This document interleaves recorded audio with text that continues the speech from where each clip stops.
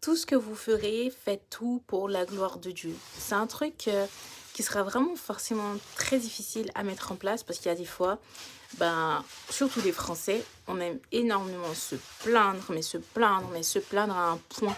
Même genre en dehors de la France, on est réputé justement pour se plaindre.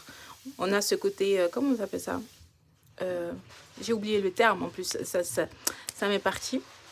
Mais en fait, vous devez vraiment faire attention à ça, surtout que nous, chrétiens en France, bah en fait, même si en vrai, on est réputé pour se plaindre, mais en tant que en fait chrétien, on peut pas en fait s'amuser à se plaindre comme ça parce que c'est pas une bonne chose. C'est vraiment pas une bonne chose.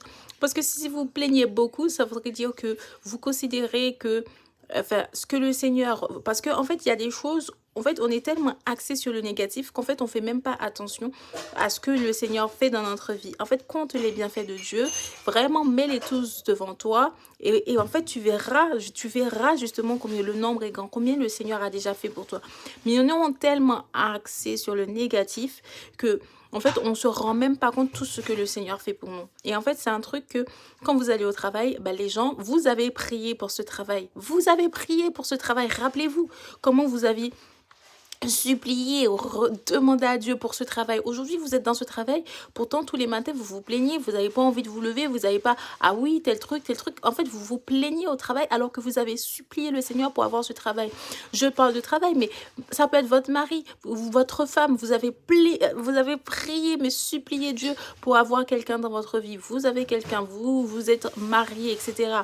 Maintenant, vous vous plaignez de cette même bénédiction que vous avez été béni de base, eh bien, vous vous plaignez en fait de cette bénédiction que le Seigneur vous a accordée. Qu'est-ce que vous demandez à Dieu de faire?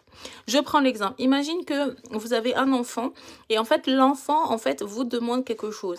L'enfant par exemple voulait, je sais pas, une PS5 vraiment pour abuser le truc. Vous avez offert une PS5 à l'enfant et là l'enfant commence à se plaindre. Ah ouais, cette PS5 ne fonctionne pas comme ça.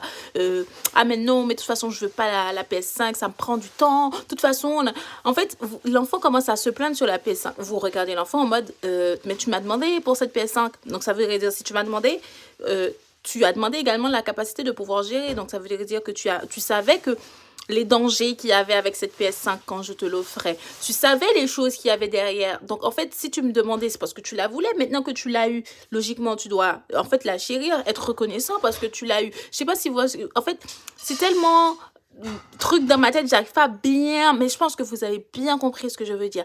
Donc vraiment, rendez grâce à Dieu pour ce qu'il vous a donné. Sur ce, je vous envoie plein d'amour, plein d'argent et surtout, prenez soin de vous comme à l'accoutumée. N'hésitez pas à vous abonner pour les